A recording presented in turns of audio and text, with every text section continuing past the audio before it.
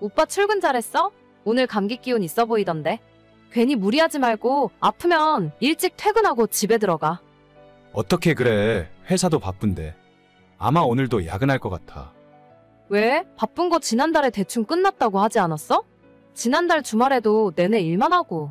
그래서 다음 주에 캠핑 가려고 계획하고 있었는데 그렇게 바빠? 응, 그렇게 됐네.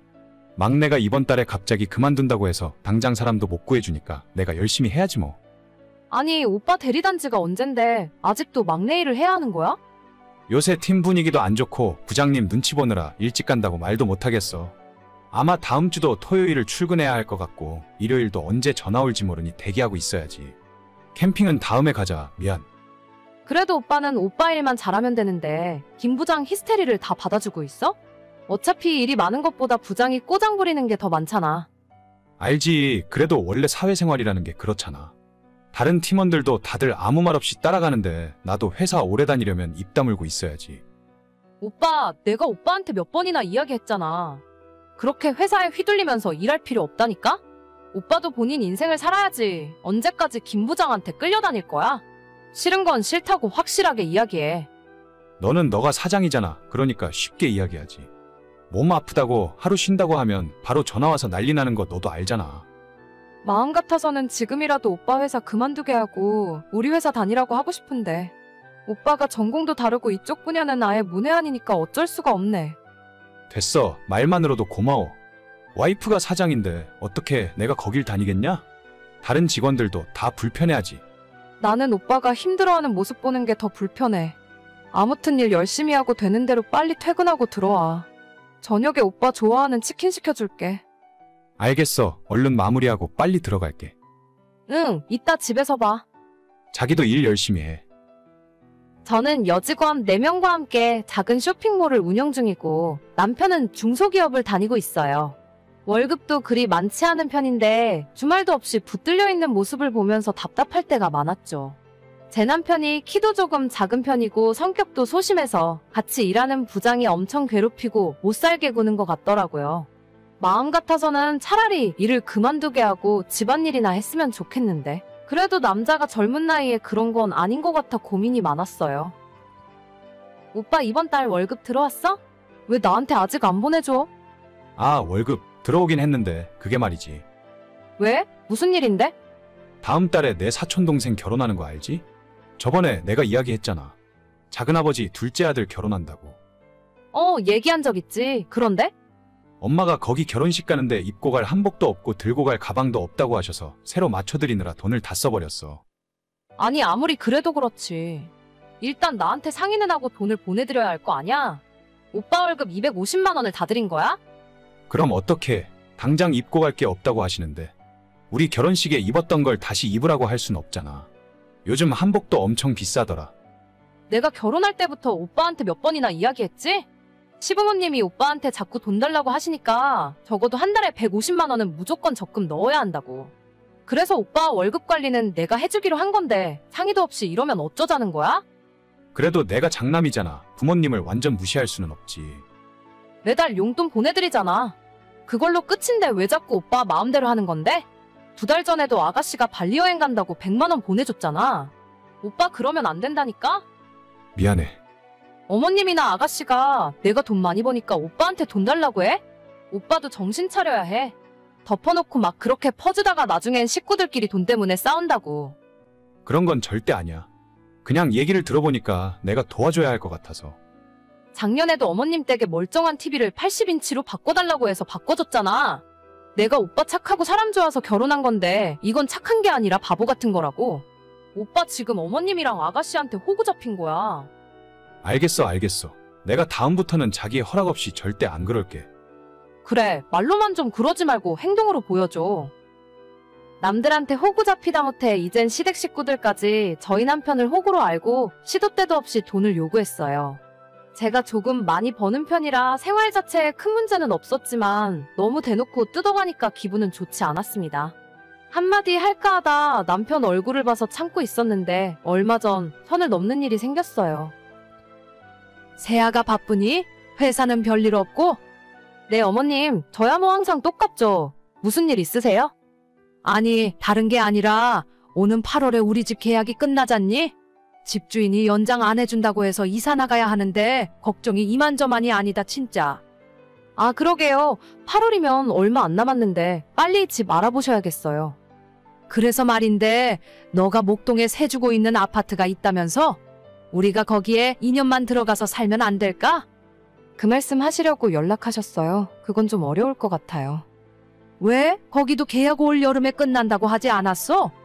네, 거기도 9월에 계약 끝나긴 하는데 제 동생이 서울로 취업을 해서 올라오거든요. 그래서 그 집에서 살게 해야 할 것 같아요. 사돈 총각? 혼자 살기에는 그 집이 조금 크다고 생각하지 않니? 젊은 사람이 고시원이나 원룸에서 살면 될 텐데. 고시원이요? 제가 집이 하나 더 있는데 뭐하러 동생을 고시원에 살게 해요? 친정 부모님하고도 이야기 다 끝난 거니까 이제 와서 못 바꿔요. 그래도 그 집에 방도 3개나 있는데 혼자 살기엔 너무 큰 집 아닌가? 차라리 우리가 원룸 전세 하나 얻어줄 테니까 사돈 총각은 거기서 지내라 하고 그 아파트에서 우리 세 식구 살게 하면 어때? 괜찮은 생각이지? 자꾸 무슨 이상한 소리를 하시는 건지 모르겠는데 적당히 좀 하세요. 남편 돈도 마음대로 달라고 해서 가져가더니 이젠 제 집도 마음대로 가져가실 수 있다고 생각하세요? 내가 언제 돈을 가져갔다고 그래? 꼭 필요한 게 있으니까 좀 보태달라고 한 거지. 그럼 너는 내가 친척 결혼식 가서 망신이나 당하고 왔으면 좋겠냐? 어머님이 망신 당하던 말던 제가 알 바는 아니고요. 새 한복을 입고 싶으면 어머님 돈으로 사시던가요. 어머님이나 아가씨나 제 남편 돈 마음대로 가져다 쓰실 거면 장가 보내지 말고 계속 데리고 사시지 그러셨어요? 너 무슨 말을 그렇게 하니? 내 아들이 이런 소리 듣고 가만히 있을 줄 알아? 말 나온 김에 한번 삼자대면 해보죠 뭐. 당신 어머님 이야기 들었어? 뭐? 무슨 이야기? 어머님 8월에 집 계약 끝나면 목동에 있는 내 아파트로 이사 오고 싶다 하시는데? 아, 그거 어제 듣긴 했어. 어차피 전세 주던 집이니까 그냥 살게 해드려도 괜찮지 않을까? 당신까지 진짜 무슨 소리를 하는 거야? 내 동생 동현이 취업해서 장가 가기 전까지는 그 집에서 살게 할 거라니까? 저번 달부터 얘기했잖아. 그렇긴 한데 처남 혼자서 그 넓은 아파트에 어떻게 혼자서 살아? 우리 엄마 말도 가만 들어보면 일리가 있어. 처남은 방 하나 얻어서 살게 하고 우리 식구들한테 그 집 살라고 하자. 거봐라. 내 아들은 그나마 사리분별을 할 줄 아는구나. 사리분별이요? 누가 보면 어머님 집인 줄 알겠어요. 당신도 내가 경고했지? 계속 그렇게 바보같이 굴면 나도 더 이상 못 참는다고. 너가 못 참으면 어쩔 건데? 얘가 지서방한테 말하는 꼴 좀 봐라. 돈 좀 번다고 유세 떨기는. 어머님은 일단 조용히 계시고요. 당신은 오늘부터 짐 싸서 어머님 댁으로 가. 내 집에 들어올 자격도 없어. 뭐? 갑자기 그게 무슨 소리야? 나보고 엄마 집으로 가라니? 가만 보니까 내가 시어머니 아들이랑 같이 살고 있었네.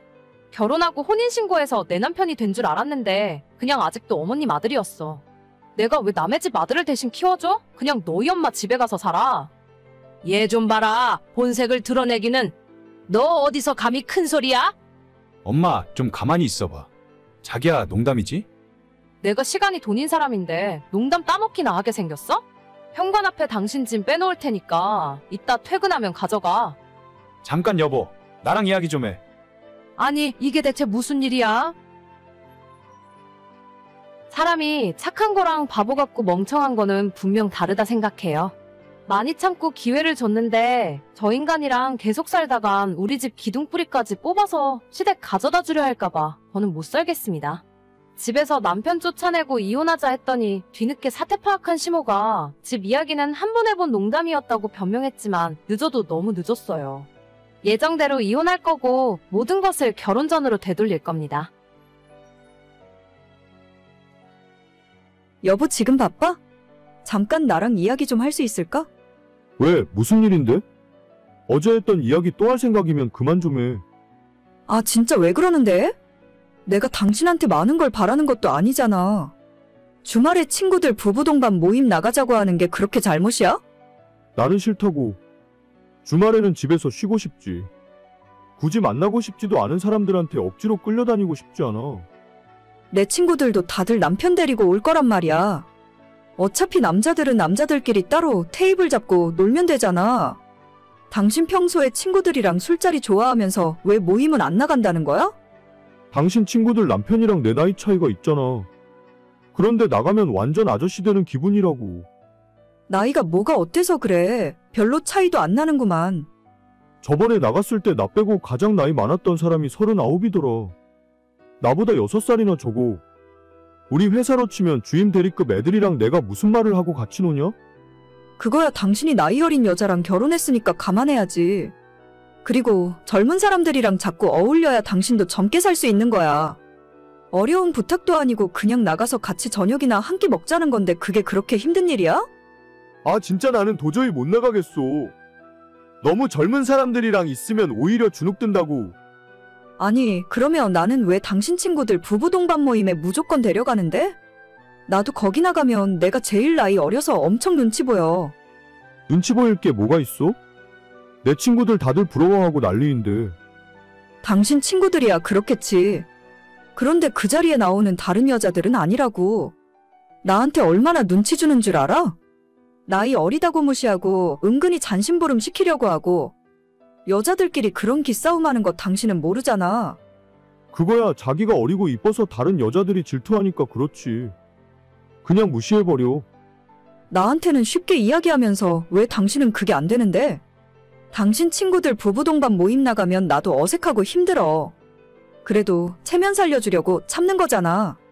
근데 당신은 왜 내 친구들 사이에서 체면은 생각 안 해줘? 남자랑 여자랑 같냐? 나는 진짜 어린 애들이랑 할 말도 없다고. 아, 그럼 나도 모임 안 나갈래? 다들 남편 데려올 텐데 나만 혼자 나가서 뭐해? 그리고 당신네 친구들 부부 동반 모임에도 앞으로 나 부르지 마.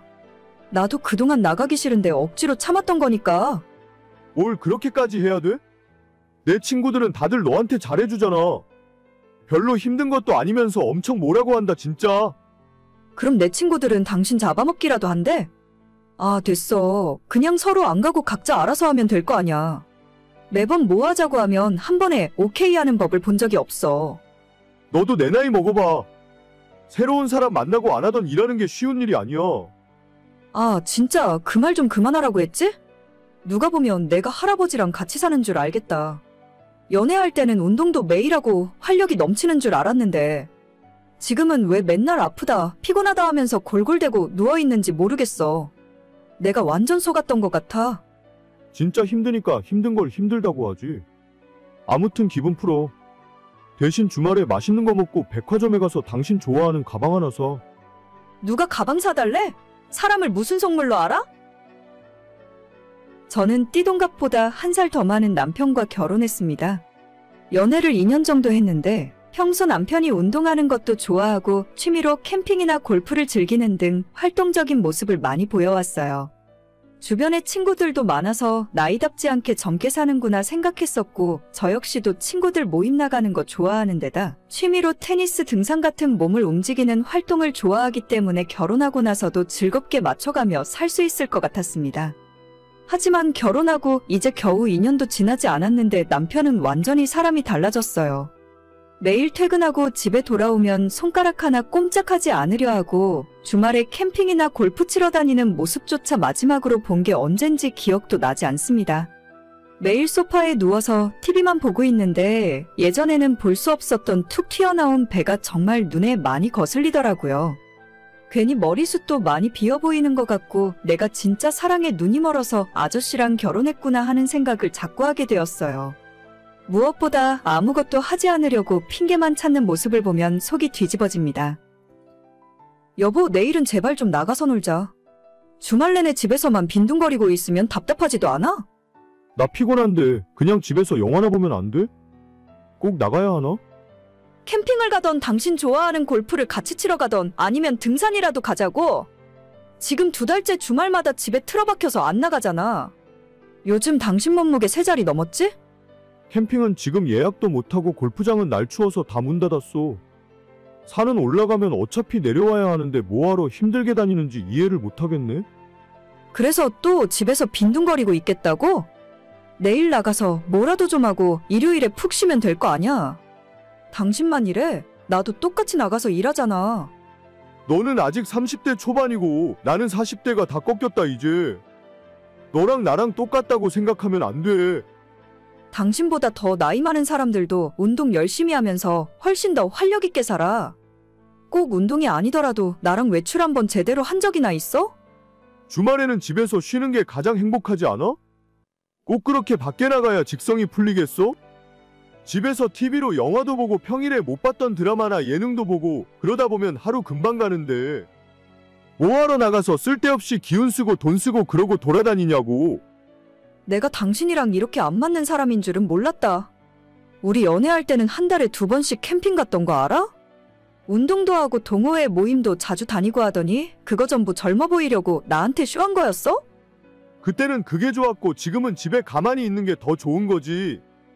뭘 그렇게까지 생각을 하냐? 처음 너 만났을 때는 40대 초반이었고 지금은 45이라니까? 옛날처럼 그렇게 쌩쌩하지 않아. 아니, 요즘 50대, 60대 아저씨들도 당신보다는 훨씬 즐겁게 살아. 앞으로 결혼 생활 40년, 50년 같이 살아야 하는데 집에서 굴러다니는 식물 같은 사람이랑 어떻게 계속 살아? 아내가 이 정도로 말을 하면 좀 바뀌려는 시도라도 해봐야 하는 거 아니야? 그냥 있는 그대로 서로 사랑하고 살면 되는 거지. 왜 그렇게 나를 바꾸려고 하는 거야? 너는 너 하고 싶은 일하고 나는 내가 하고 싶은 일 따로 하면서 살자. 난 집에 있는 게 가장 편하다는데 왜 자꾸 강요해? 그래? 그럼 그냥 이혼하고 따로 살자. 당신은 너무 많이 아저씨처럼 변했고 노력할 생각도 안 하는 것 같아. 이러다가 몇 년 후면 수발 들고 살까 겁난다 겁나. 아니 이혼은 좀 아니지. 무슨 이런 일로 이혼을 해? 벌써 배 나오고 몸무게 100kg도 훨씬 넘었지? 내가 남은 인생 이런 아저씨랑 살려고 당신과 결혼한 줄 알아? 노력할 생각도 안 하고 나랑 외출조차 안 하잖아. 당신 친구들 만날 때 자랑하려고 나랑 결혼했어? 아 무슨 말을 또 그렇게 해? 여보 지금 장난하는 거지? 결혼하고 딱 초반 석 달 이후로는 식물 같은 남편 모시고 살았던 것 같아요. 이제 더는 못 참겠고 배 나오고 머리숱 없어지는 남편을 볼 때마다 내가 대체 무슨 짓을 한 건가 싶어 억장이 무너집니다. 노력해볼 생각도 없이 소파에 누워 TV만 보고 있는데 가만 생각해보면 우리 친정부모님도 이 정도는 아니에요. 제 남은 인생을 위해서라도 각자 갈 길 가자고 말했습니다. 이혼은 너무한가 생각도 해봤지만 이게 서로에게 맞는 것 같아요. 여보, 내일 낮에 반차 내야 하는 거 알지? 우리 은행 대출 상담 받으러 가야 돼. 일단 며칠만 기다려봐. 아까 엄마랑 전화통화했는데 잘하면 대출 안 받아도 될 것 같아. 왜? 어머님이 더 이자 싼 은행 알고 계시대? 우리 잔금 날짜에 여유가 별로 없어서 빨리 진행해야 돼. 아니, 은행은 아니고 우리 엄마 아빠가 돈 가지고 있는 게 좀 있는데 은행에 정기예금으로 넣어두고 있었거든. 그게 얼마 있으면 만기가 되나 봐. 엄마가 아빠한테 물어보고 그 돈을 우리한테 주자고 하실 것 같아. 진짜? 에이, 그래도 그건 좀 그렇다. 시부모님도 쓰실 돈이 있어야지. 그냥 우린 대출 받아서 우리가 갚자. 어차피 많이 받아야 하는 것도 아닌데. 많지 않기는 대출 1억은 받아야 하잖아. 걱정하지 마. 나도 누울 자리 보면서 다리 뻗는 사람이야. 엄마가 1억 5천 정도는 현금이 있다고 했으니까 1억만 달라고 하면 될 거 아니야? 어머님, 아버님 노후도 생각하셔야 하는데. 우리가 용돈을 드리지는 못할 망정 돈을 받는 건 좀 아니라고 봐. 아버님 은퇴도 앞으로 몇 년 안 남으셨잖아. 그냥 속 편하게 우리 앞으로 대출 받고 당신이랑 내가 갚으면서 살자. 아니야. 1억 대출 받으면 한 달에 나가는 돈이 얼만데. 우리 결혼할 때는 엄마 아빠가 힘들다고 해서 하나도 안 받았잖아. 엄마가 그때 못 해줘서 마음에 걸린다며 1억 보태주고 싶다는 거니까 그냥 해준다고 할 때 못 이기는 척 받으면 돼. 그래도 나는 좀 걱정이야. 우리 결혼할 때도 양가 부모님들 도움 안 받는다고 해서 오히려 좋았거든. 친정도 그렇고 시댁도 그렇고 그렇게까지 여유 있는 상황은 아니니까.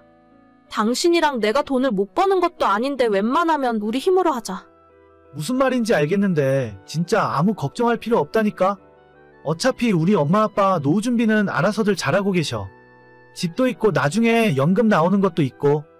아빠 은퇴하더라도 아무 걱정 없으니까 주신다고 할 때 받자. 나 그럼 내일 엄마 집에 갔다 올게. 알겠어. 너무 무리하지는 말고. 올해로 결혼한 지 9년이 넘었고 초등학교 다니는 아이를 키우고 있습니다. 지금으로부터 3년 전 신혼 때부터 저희가 집을 사려고 돈을 모아왔었는데 우리 조건에 딱 맞는 아파트가 급매물로 나와서 큰 결심을 하게 되었어요.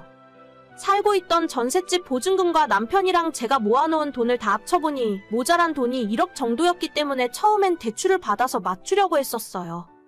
하지만 시댁에서 갑자기 시부모님이 현금 지원을 해주시겠다 말씀하셨고 저는 뭔가 불안한 마음에 반대했지만 남편이 적극적으로 받자더군요. 우리 부부 맞벌이에서 버는 돈이면 1억이라는 대출도 금방금방 갚아나갈 수 있을 것 같았는데 남편이 전혀 제 의견을 듣지 않고 며칠 후 진짜 시부모님에게서 1억을 받아왔습니다. 감사한 마음도 들었지만 한편으로는 부담스럽기도 했었죠. 다 좋게 넘어갔으면 별일이 아니었겠지만 문제는 그 뒤로 시댁 집안일이 잘 풀리지 않았다는 점입니다. 아버님께서 1년 후 회사에서 조기 퇴직을 하게 되셨고 졸지에 먹고 살 길이 막막해진 시부모님이 동네에서 망해가는 치킨집을 인수하셨어요. 장사가 잘 안 되던 곳이라서 권리금은 2천만 원 주셨다고 하는데 보증금에 이것저것 초반 들어가는 비용까지 거의 1억이 넘는 돈을 가게에 쏟아부으셨습니다. 아마도 아버님의 퇴직금과 시부모님 여윳돈이 거의 다 들어갔던 걸로 알아요. 그렇게 인수한 가게가 잘 되기라도 하면 다행이었겠지만 원래도 매출이 변변찮던 가게였는데 시부모님이 인수한 뒤로 거기서 한층 더 떨어지더라고요. 결국 인수하고 2년을 채우지 못하고 작년 연말에 치킨집은 문을 닫게 되었고 가게를 운영하며 생긴 빚만 잔뜩 끌어안은 채 두 분이 집에 들어앉아 있게 되셨어요. 여보, 이번 달부터는 우리 엄마한테 용돈이라도 보내드려야 할 것 같아. 아빠가 새로 직장을 찾아본다고 하긴 했는데 지금은 또 겨울이라 마땅한 일자리를 못 구하는 것 같더라고. 그래, 상황이 이러니까 어쩔 수 없지. 가게 폐업한 뒤로 어머님한테 용돈 정도는 나도 드려야겠다 생각하고 있었어. 얼마씩 보내려고? 글쎄, 그래도 한 100만 원은 보내야 하지 않을까? 요즘 물가도 있는데 그 정도는 보내드려야지. 뭐? 100만 원? 용돈으로 100만 원을 보낸다고? 그럼 당신은 뭐 얼마를 생각했는데? 애들도 아니고 원래 부모님한테 용돈 드릴 때는 그 정도 하는 거 아니야? 아니, 이게 한 번 드리고 마는 것도 아니잖아. 다음 달, 다다음 달, 최소한 어머님, 아버님 형편 풀릴 때까지 드려야 하는데 만약에 계속 사정이 어려우시면 우리가 앞으로 평생 100만 원씩 드려야 하는 거야. 그래도 그 정도는 드려야 반찬값이라도 하지 않겠어? 우리가 받은 것도 있는데 나는 그게 많다고 생각 안 해.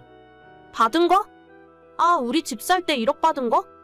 그럼 차라리 그 돈을 돌려드리자. 용돈 드리는 것보다 한 번에 목돈 드리는 게 낫지 않겠어? 아버님 폐업하고 빚도 아직 남았으니까 그거 다 갚고 나서도 돈이 꽤 남을 것 같은데. 에이, 그걸 어떻게 그러냐? 우리가 당장 1억이 어디 있어? 은행에서 대출 받으면 돼. 지금 우리 집에 대출 하나도 없잖아. 이참에 1억 받아서 갚아드리면 돼. 그건 너무 정이 없는 것 같은데. 분명히 우리 부모님이 1억을 해주실 때는 갚으란 의미가 아니었을 거야. 그냥 용돈이나 조금 드리면 되는 일을 크게 만들지 말자. 조금이 아니니까 그렇지. 100만 원씩 매달 나간다고 생각하면 우리 저축도 얼마 못해. 1억을 은행에서 대출 받아도 그거보다는 적게 나가겠다. 서로 힘들 때는 그냥 돕고 사는 거야. 너무 가족끼리 그렇게 돈돈거리면 안 된다니까. 아무리 생각해도 100만 원은 너무 많고 일단 50만 원만 보내드리자. 아버님도 조만간 새 직장 구하실 수도 있으니까. 너무 부족하다고 하면 그때 다시 생각해봐도 될 거 아니야. 50은 너무 적어. 그걸로 어떻게 한 달을 생활하냐? 그렇다고 우리가 시부모님 생활비를 전부 책임져야 하는 건 아니잖아. 완전 다 커버하려면 사실 100만 원도 모자랄 거야. 생활하시기에 조금 돈이 부족하다 싶으면 아버님이나 어머님이 빨리 다른 직장 알아보시겠지. 그래도 그렇지 50은 좀 그렇잖아. 일단 내가 하는 말 들어. 우리 형편에 50도 적은 돈 아니야. 매달 보내드릴 수 있을지 없을지 장담도 안 되는데. 처음부터 너무 많이 드리기 시작하면 나중에 줄이자고 하지도 못해. 모르겠다. 일단 당신 말 듣고 50만 보내드릴게. 그렇게 이번 월급날에 시댁에 50만 원을 보내드렸고 바로 그날 저녁에 시어머니에게서 연락이 왔습니다. 용돈 보내줘서 고맙다고 하실 줄 알았는데 전혀 그런 게 아니었습니다.